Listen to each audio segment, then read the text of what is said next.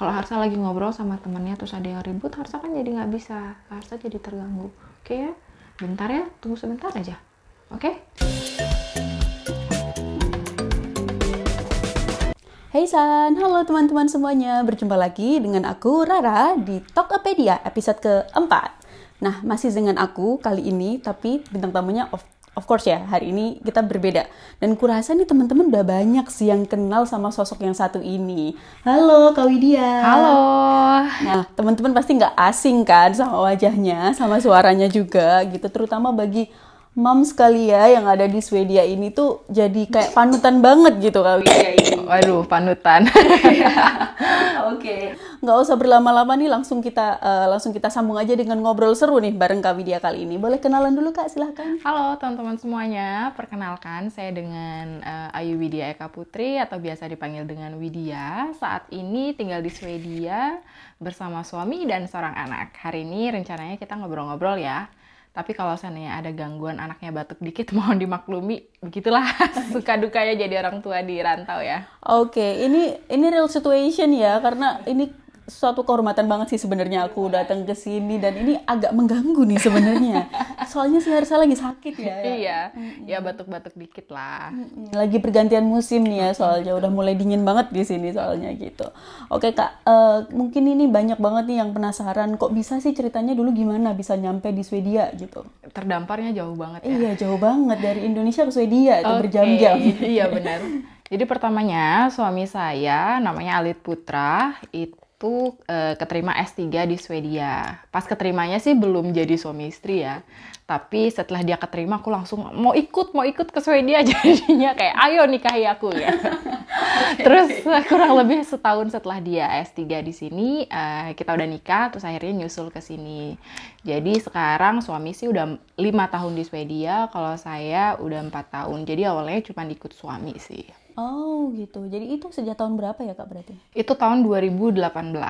Oh, udah lama juga ya di sini. Jadi 4 tahun. Udah kayak native kayaknya di sini nih. Enggak Warlock juga, warlock. Oke. Dari awal sampai dengan sekarang itu tinggalnya di Gothenburg ya? Selalu tinggal di Gothenburg karena pendidikan suami emang di Gothenburg gitu. Oh gitu. Ini kalau menyimak dari Instagramnya Kak Widya nih, dulu sempat kuliah juga ya kayak di sini. Iya, itu gimana kuliah ceritanya ya? Jadi kayaknya kalau saya di Indonesia kan emang suka berkegiatan. Dari kuliah tuh ada aja yang dikerjain, sampai udah kerja juga ada aja yang dikerjain. Jadi pas pindah ke Swedia mulai bingung tuh mau ngapain ya. Sebenarnya udah dibicarakan sejak sejak pacaran sama suami waktu itu ya. Karena oke, kalau aku ke Swedia aku mau ngapain di sana, karena aku nggak bisa hanya diem aja gitu. Terus, iklannya dikit ada ya? iklannya ya. Terus akhirnya memutuskan untuk kuliah gitu. Jadi dari Indonesia pun waktu sebelum berangkat ke sini udah cari-cari informasi, memungkinkan nggak ya kuliah di Swedia, kalau memungkinkan gimana. Jadi persiapannya tuh udah dilakukan dari Indonesia, kayak ijazah itu kan harus berbahasa Inggris, kayak gitu-gitu udah dipersiapkan memang, dan IELTS pun waktu itu udah di Indonesia. Jadi akhirnya memutuskan kuliah di sini gitu. Jadi itu udah direncanain dari sebelum datang ke sini gitu. Iya, ya? sebelum datang ke sini. Kan itu juga masuk dari kriteria pacar. Pacarnya bisa membuat aku berdaya juga nggak ya gitu. Oke, bisa jadi panutan nih kayaknya ya. Betul. Kriteria mencari pacar ada gitu betul, ya. Betul. Jadi emang bukan yang ke Swedia ngapain ya, bingung terus akhirnya kuliah, enggak juga sih. Jadi kayak memang ada pembicaraan dari awal waktu pacaran, oke, kalau seandainya kita menikah, karena emang suamiku tuh dari awal ada niatan untuk lanjut kuliah di luar negeri, karena sebelumnya dia kan S2 emang di luar negeri juga, waktu itu di Jerman. Terus jadinya aku udah kebayang, kalau seandainya aku jadi sama dia emang bakalan hidup di luar negeri atau tinggal di luar negeri. Jadi emang udah cari-cari kira-kira apa yang aku bisa lakuin nih di luar negeri gitu. Oke, terus jurusannya dulu ambil apa ya Kak ya? Waktu itu saya ambil Cognitive Neuroscience, jadi kurang lebih belajarnya tentang otak, gimana sih cara kerja otak, kaitannya dengan perilaku atau behavior sih. Sebenarnya bukan perilaku aja atau behavior aja, tapi lebih ke arah ke fungsi kognitifnya, lebih ke arah ke fungsi-fungsi yang mungkin nyerempet-nyerempet ke bidang psikologi, psikiatri kayak gitu. Kayak itu ada alasan tertentu nggak Kak? Kenapa ambil itu dulu? Karena waktu itu saya tulis juga di motivation letter karena kan sering banget saya tuh background pendidikannya kan dokter di Indonesia. Terus pengennya tuh jadi spesialis, kalau ada kesempatan spesialis pengennya jadi psikiater waktu itu. Terus ngerasa di Indonesia dan mungkin di beberapa tempat di dunia juga masih ya, yang namanya stigma mental health itu kan masih dianggap penyakit yang gaib, kayak nggak jelas sumbernya dari mana gitu kan. Sedangkan sebenarnya ada nih organ yang bertanggung jawab atas perilaku kita, yaitu otak sebenarnya, bukan hati. Walaupun kita ngerasa aduh sakit hati pegangnya di sini, tapi itu sebenarnya kepala yang berproses gitu ya. Jadi pengennya belajar kayak gitu karena pengen nunjukin ini loh, ada sesuatu di otak kita yang menyebabkan perilaku kita mungkin menyimpang dari sebagian besar normal orang lainnya gitu ya. Karena kalau misalnya kita berbicara sakit jantung misalnya tuh kan jelas, kenapa ya saya ngerasa nyesek di dada, terus akhirnya ini jantungnya yang bermasalah. Tapi kalau misalnya perilaku itu kayak memang abstrak banget, dan ternyata waktu kuliah pun banyak banget pelajaran yang abstrak banget dan itu asalnya dari otak gitu. Jadi itu kurang lebih motivasinya. Oh gitu. Jadi berarti sebelumnya waktu di Indo itu udah pendidikan dokter dulu ya sebelumnya. Tapi itu udah ada profesional sebagai dokter atau gimana Kak? Ya udah sempat kerja jadi dokter kurang lebih 2-3 tahun. Okay. Berarti waktu kesini itu ada sesuatu yang dikorbankan gitu ya Kak? Karena kan mungkin di sana udah punya karir yang cenderung lebih stable gitu dibandingkan kalau misalkan harus kesini mungkin harus mengulang dari awal atau mungkin beda lah sama yang dulu direncanakan mungkin dari awal. Tuh gimana sih Kak? Wah, ini suami saya harus nonton ya. Banyak yang dikorbankan. Oke, kalau tapi sebenarnya kalau bicara banyak yang dikorbankan, mungkin memang iya ya, tapi banyak juga yang didapat gitu kan. Tapi memang mungkin ini yang membedakan dengan orang-orang yang dari awal memang motivasinya sendiri ingin kuliah ke luar negeri. Kalau saya kan bisa dibilang ikut, jadi pilihan-pilihannya memang agak terbatas. Kayak, kalau pilih universitas, saya nggak bisa tuh pilih universitasnya yang di UK misalnya, atau yang di Belanda gitu, atau yang di Amerika ya, karena saya statusnya di sini ikut suami kan. Kalau saya pilih S2 di UK atau di ini ya nggak nyambung gitu kan kurang lebih. Jadi kalau misalnya ada hal-hal yang dikorbankan memang ada, tapi banyak juga hal-hal yang didapat, apalagi di Swedia kuliah saya gratis loh, kayak nggak bayar, dan itu wow banget gitu kan, dengan berbagai fasilitas dukungan dari Swedia. Memang ada hal-hal yang dikorbankan, apalagi kalau saya profesinya kan dokter ya. Kalau misalnya dokter ke Swedia itu nggak bisa langsung kerja karena harus fasih dulu bahasa Swedianya dulu. Jadi nggak bisa yang namanya langsung berpenghasilan, tuh susah banget. Itu sih yang salah satu yang bikin saya cukup struggle waktu pindah ke Swedia, karena di Indonesia yang namanya orang udah pernah ngerasain megang duit sendiri itu kan enak ya, Betul. Bisa belanja apa gitu segala macam. Terus kesini mendadak miskin gitu ya. Mendadak miskin kayak nggak bisa belanja, apalagi pas awal kesini ngeliatin, aku masih ingat banget plaster komedo aja harganya 90 ribuan. Kalau di Indonesia di supermarket itu kayak cuma 15 ribu, ini apaan, kayak plaster komedo doang tuh bisa jadi masalah gitu waktu awal-awal. Kayak banyak sih hal-hal yang emang harus dikorbankan, terutama dari bidang karir ya kalau dari aku.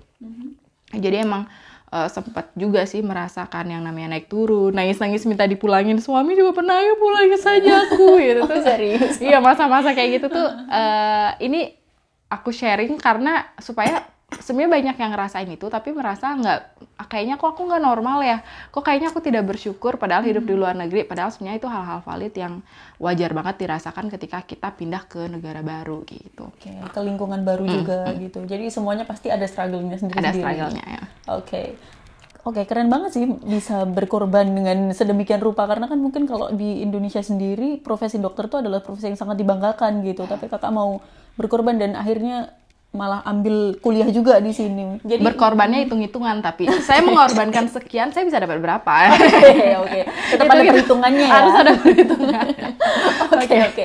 Terus waktu itu nih, mungkin dulu kuliahnya satunya di Indonesia. Ya, di Indonesia. Terus S2-nya di sini. Iya, S2-nya di sini. Compare dong Kak, bedanya apa? Oke, kalau di Indonesia, kalau saya compare ada banyak banget yang dikomparasikan, karena satu dari pendidikannya sendiri, kan aku pendidikan dokter dulu di FKUI di Jakarta. Dokter sendiri pun dengan jurusan lain itu berbeda banget ya. Karena kan suami saya background-nya teknik mesin, ketika kita ngobrol-ngobrol tentang pendidikan pun beda banget yang kayak, apa sih kok anak kedokteran kuliahnya kayak gitu. Saya pun pernah debat sama suami saya, emang gak jelas emang.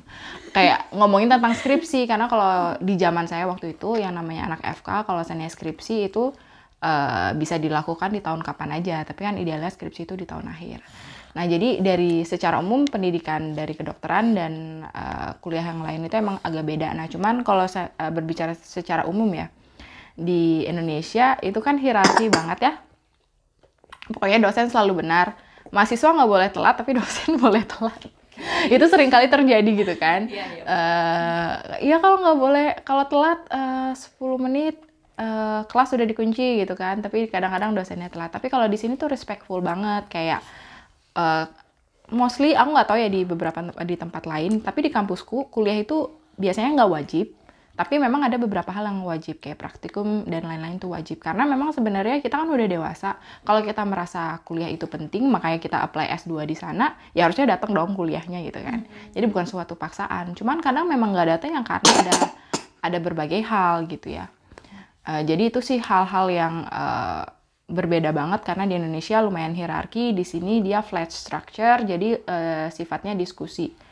Dan kemudian yang terbantu banget ketika saya akhirnya hamil dan punya anak. Jadi sempat take pause 1 tahun ketika kuliah. Itu pun sifat-sifat di Indonesia tuh masih ke bawah yang kayak, aduh gimana nih hamil lagi di tengah-tengah studi nanti gimana ya. Terus kayak aku masih tetap kuliah, dan kuliahku tuh kan kurang lebih 1,5 jam ya dari rumah, dari Gothenburg di Hovde gitu.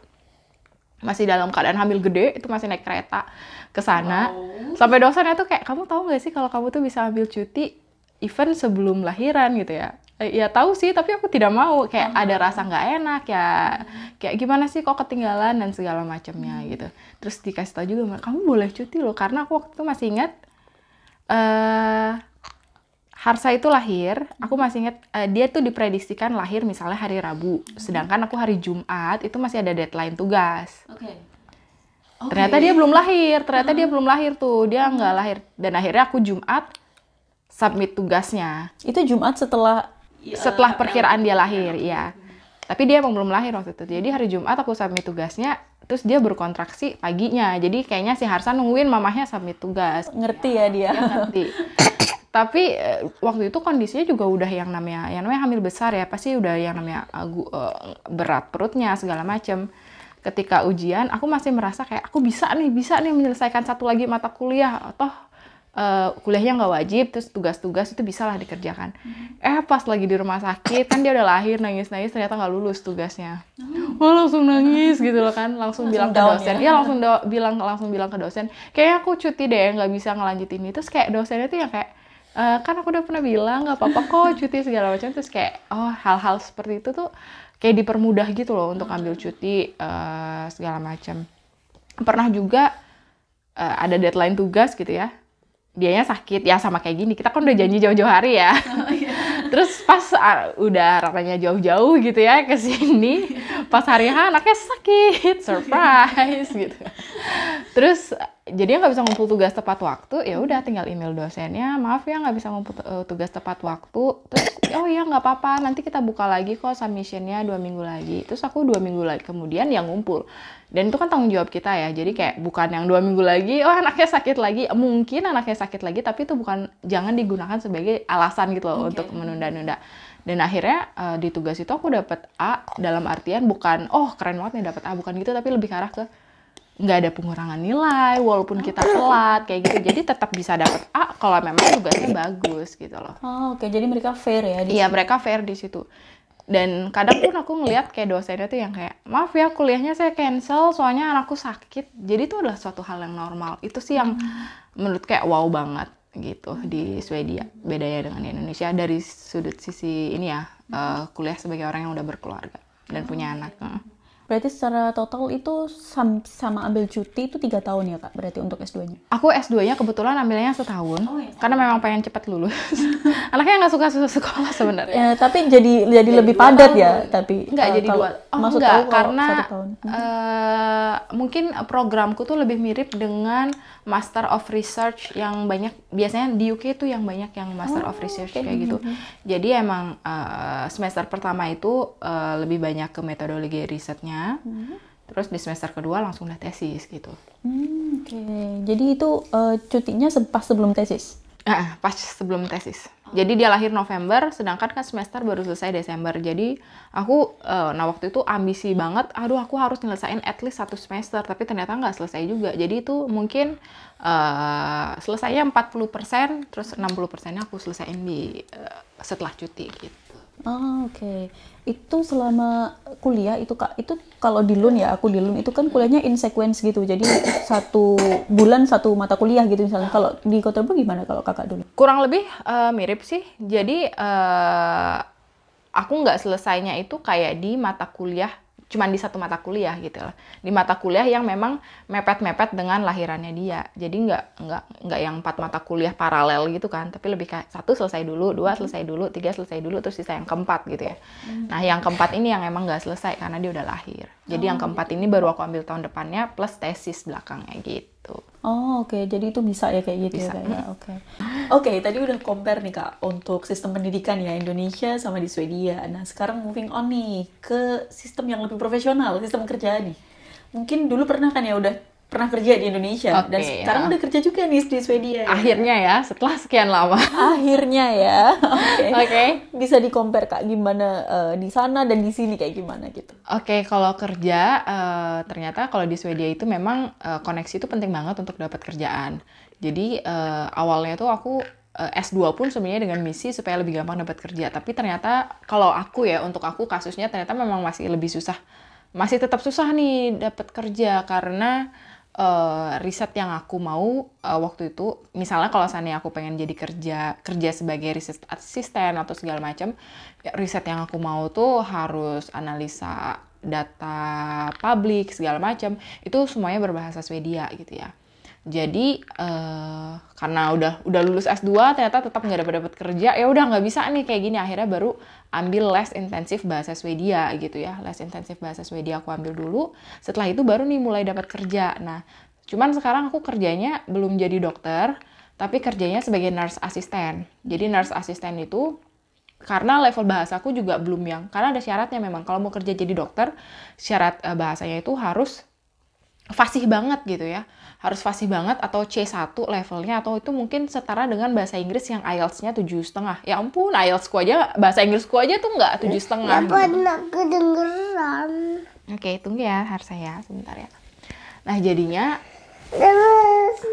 Kedengeran kutunya. karena mama lagi ngobrol, nanti mama gedein ya. Nah, mama kan minta tolong Harsa diam dulu karena mama lagi ngobrol. Kalau Harsa lagi ngobrol sama temennya terus ada yang ribut, Harsa kan jadi nggak bisa. Harsa jadi terganggu. Oke ya? Bentar ya, tunggu sebentar aja. Oke?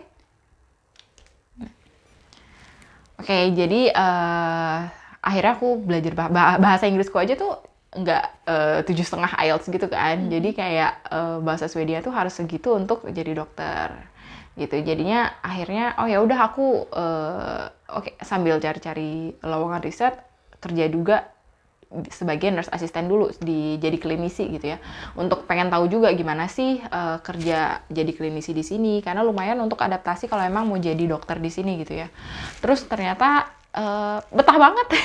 Jadi yang harusnya aku lanjut belajar bahasa Swedia gitu ya setelah dapat kerja, kan awalnya tuh kayak oke, aku belajar bahasa Swedia, terus nanti kalau udah dapat kerja 50%, 50% lagi belajar bahasa Swedia. Ternyata lebih nyaman kerja kalau aku emang lebih suka kerja gitu ya. Jadi sempat ke pause belajar bahasa Swedianya karena seenak itu kerjanya gitu loh. Seenak itu tuh gimana sih?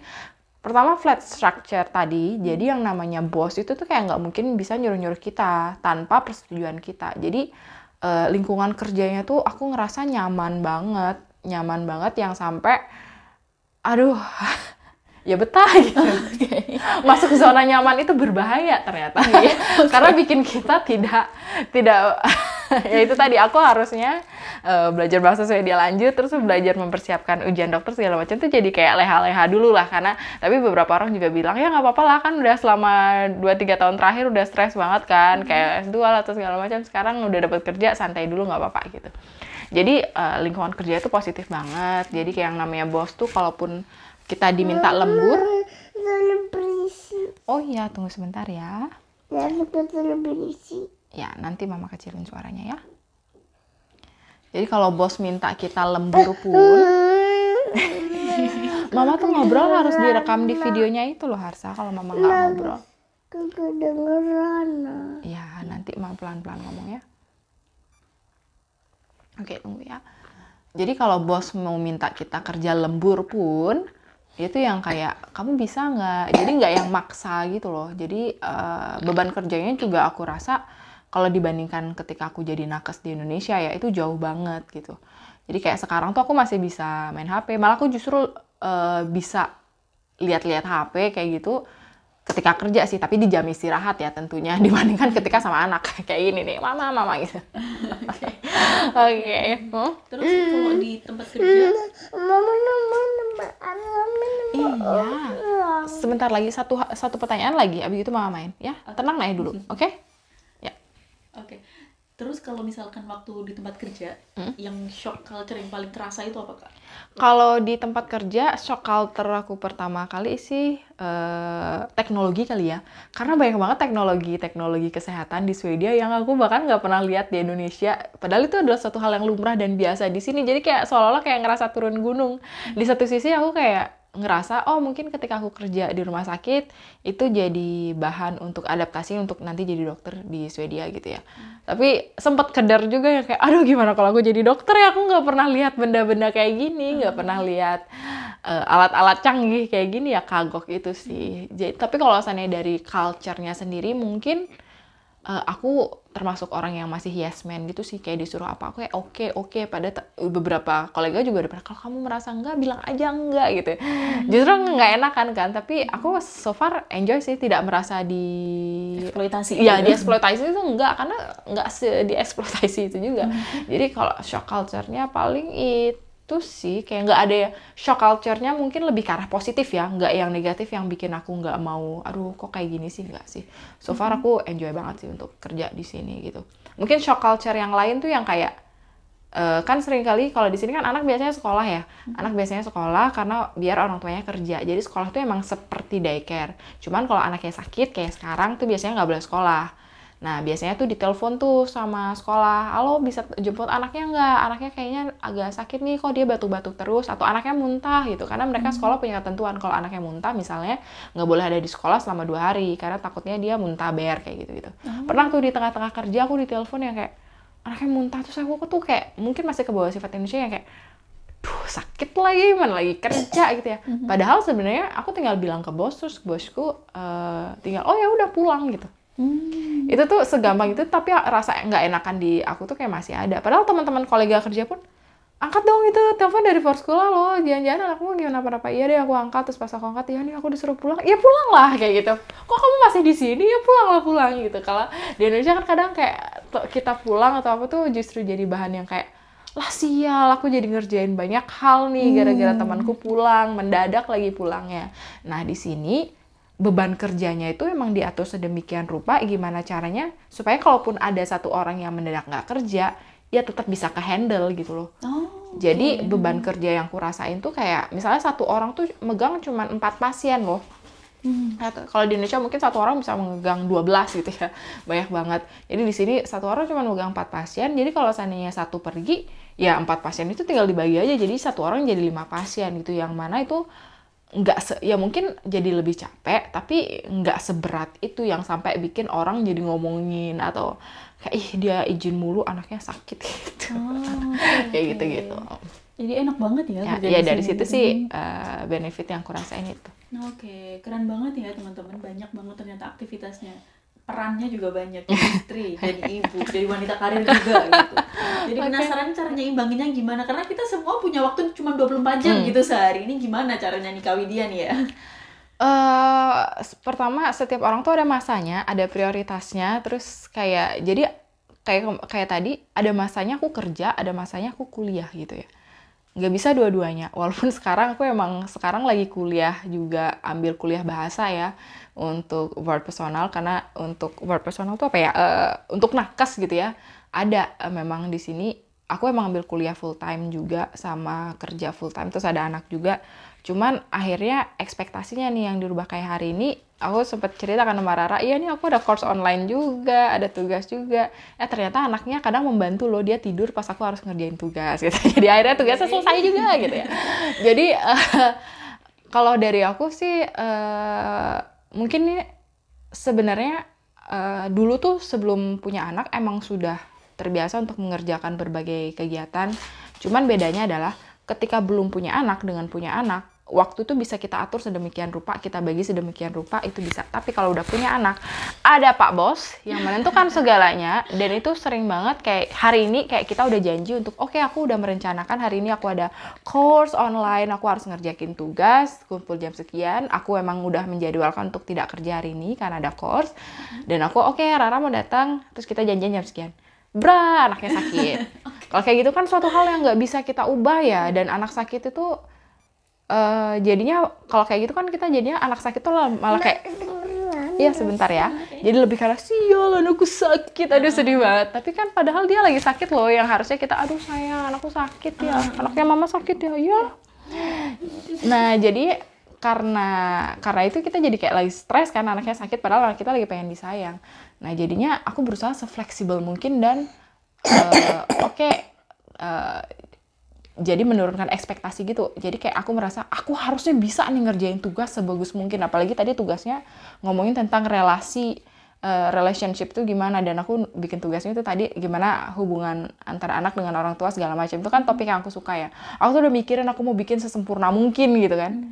Tapi ternyata tidak bisa karena anak sakit. Jadi kayak ya udah segini pun udah oke menurutku. Jadi ekspektasi diturunin, bukan usahanya dikurangin ya, karena kenyataannya aku juga capek kan. Aku udah berusaha semaksimal mungkin, tapi segini yang aku bisa ya udah dimaksimalkan segitu. Kalaupun misalnya nanti diperiksa tugasku ternyata belum lulus karena nilai jelek ya itu tadi, karena aku ya nggak apa-apa nggak lulus, it's okay, tinggal kita ulang aja nanti gitu loh, tinggal kita retake aja gitu. Jadi turunin ekspektasi untuk ya jadi gitu. Jadi membagi waktu emang kayak tahu kapasitas diri juga, kapan aku harus ngerjain A, kapan harus ngerjain B, tapi tetap fleksibel. Kalau seandainya ada satu hal yang harus terjadi, tiba-tiba terjadi, ya udah kita atur-atur jadwalnya fleksibel gimana pun biar bisa jalan. Kalau ada yang bisa reschedule lah. Cuman yang ini nggak bisa reschedule ya, kasihan soalnya Raranya udah datang jauh-jauh.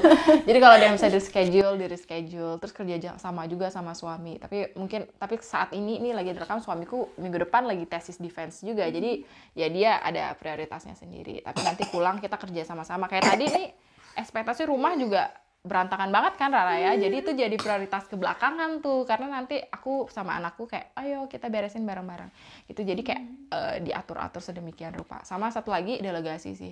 Kalau teman-teman lihat aku di Instagram juga aktif, sebenarnya ada yang bantuin juga. Jadi ada beberapa task yang yang ini bisa tolong dikerjain sama timku atau segala macam, atau yang ini bisa didelegasikan ke suamiku bisa ngerjain gitu. Kurang lebih. Ini agak berantakan nggak sih? Semoga bisa dimengerti ya teman-teman. Sangat terstruktur. Ini jadi punya ide lagi nih buat nanya nih. Karena nggak cuma sebagai ibu, nggak cuma sebagai istri dan juga pekerja ya. Tapi juga sebagai influencer gitu loh. Ini tambahan kerjaan yang wow, sangat luar biasa sebenarnya gitu. Itu mungkin justru media buat lo, karena ada juga yang nanya, lo tuh udah banyak kerjaan, kenapa masih megang Instagram sih? Tapi kalau Instagram itu ini mungkin dirasakan juga sama teman-teman yang di luar negeri ya. Itu justru kayak metode tanda kutip healing buat aku, karena aku anaknya ekstrovert banget. Suka banget ketemu orang, tapi semenjak punya anak sebentar ya. Semenjak punya anak sering banget kayak nggak bisa ketemu orang. Iya. Jadinya mau nggak mau ngobrol sama orang itu ya itu di Instagram terus segala macam. Tunggu bentar ya, anaknya rewel. Real situation bener ya teman-teman. Oke, kalau untuk tinggal di Swedia ini sendiri nih Kak, sebagai peran Kakak sebagai ibu, sebagai istri juga sebagai tadi kan kalau kerjaan udah ya mungkin sebagai ibu di sini, karena kan punya keluarga di Swedia di tempat yang baru, di tempat yang asing gitu, ada plus minusnya kayak gimana gitu? Plus minusnya so far aku ngerasa lebih banyak plusnya karena negara tuh membantu banget orang punya anak. Kayak tadi aja udah beberapa cerita sistem-sistem di Swedia tuh kayak membantu banget orang tua untuk bisa kerja. Kalaupun ketika kerja anaknya sakit, lingkungan juga sangat mendukung. Terus untuk biaya juga dia for school-nya disubsidi, jadi murah. Dan nanti ketika masuk SD, karena SD itu kan mulai pendidikan wajib, dia gratis sampai S2. Jadi biaya pun itu lumayan lah ya. Kan itu menjadi salah satu faktor di Indonesia yang kadang orang tua juga stres gitu ya. Nah di sini aku ngerasa terbantu banget karena negara juga ikut membantu. Untuk kesehatannya juga iya, karena aku juga di sini lahiran gratis kayak gitu-gitu ya. Jadi dari situ aku merasa enak banget jadi orang tua. Cuman tetap ada kekurangannya.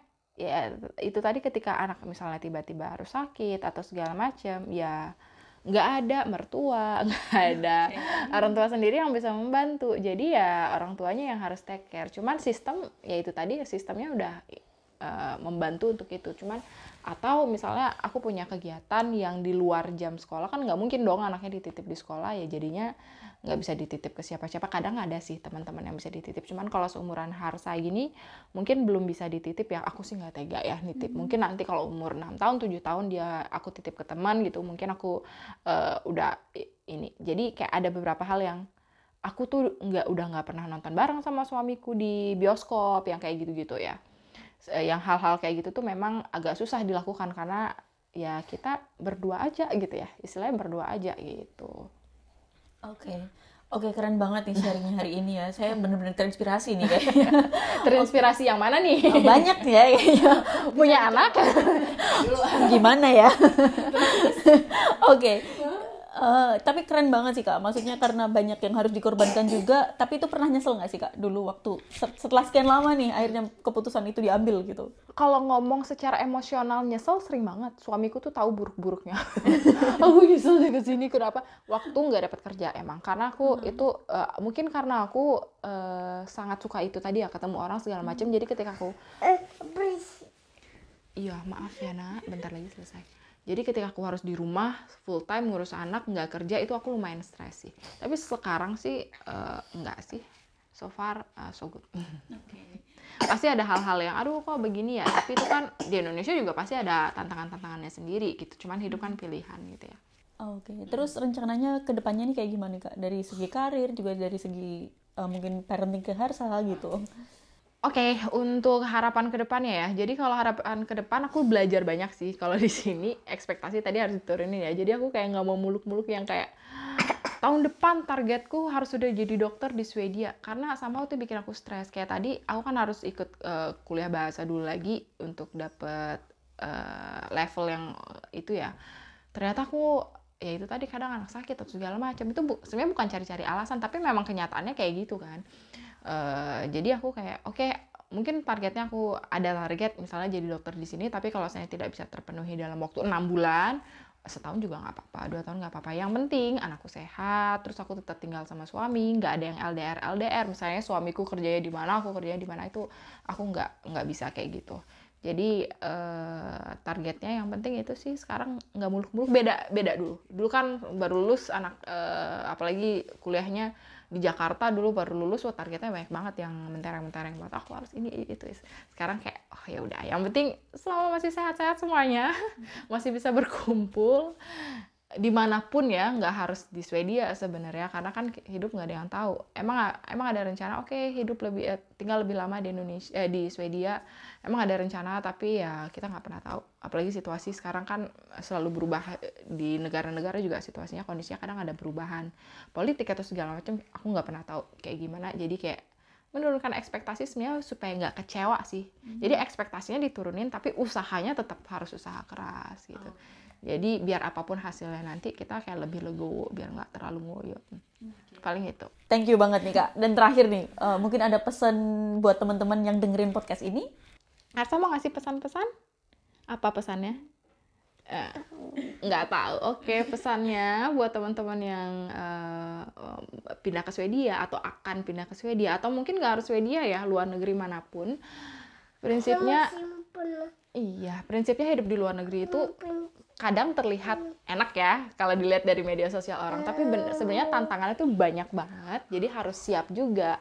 Dan ketika kaget, loh kok ternyata tidak sesuai dengan ekspektasiku, coba di-adjust lagi ekspektasinya gitu. Jadi tetap semangat buat persiapannya ke luar negeri. Hidup di luar negeri itu kadang memang tidak untuk semua orang kali ya. Karena ada juga yang merasa, aduh kok ternyata capek, berat, dan memutuskan pulang ke Indonesia. It's okay. Kalau ternyata, oh betah nih di sini, walaupun kadang-kadang nggak ada bakso, pengen banget bakso, tapi harus ngulen dulu. Segala macam itu, ya itu adalah tantangan hidup yang pasti dimanapun sebenarnya tinggal pasti ada tantangan. Cuman sekarang pilih nih, tantangan mana yang menurut kamu bisa kamu hadapi gitu. Jadi, dipersiapkan dengan baik secara fisik, secara persyaratan segala macam, dan juga mentalnya. Apalagi di winter gini ya, oke, sering banget tuh winter blues mulai tuh. Biasanya lucu tuh di bulan-bulan segini orang-orang yang di luar negeri ngerasa kesepian, depresi, susah tugasnya. Nanti udah lewat winter dia lupa tuh. Langsung seneng lagi. Bawaan musim ya. Bawaan musim. Oke, paling itu sih. Oke, terima kasih banyak nih Kak sharingnya. Terima kasih Harsa. Maaf nanti ganggu ya hari ini. Sabar ya. sekali Harsa hari ini. Terima kasih banyak. Oke, terima kasih banyak Kak sharingnya. Semoga ini semua bisa bermanfaat buat teman-teman yang udah ada di Swedia, yang lagi sama-sama struggling juga mungkin, atau juga teman-teman yang berencana untuk datang ke Swedia untuk melanjutkan kuliah atau mungkin bekerja atau yang lain sebagainya gitu. Thank you banget ya Kak. Oke teman-teman, nggak kerasa udah sekian lama nih, kayaknya udah cukup lama nih kita ngobrol dengan Kak Widya. Si Harsa juga udah waktunya istirahat dan waktunya makan nih kayaknya gitu. Oke, terima kasih banyak untuk Kak Widya untuk hari ini, dan terima kasih juga buat teman-teman semuanya yang dengerin Tokopedia episode keempat kali ini. Sampai jumpa di episode yang berikutnya. Hey do!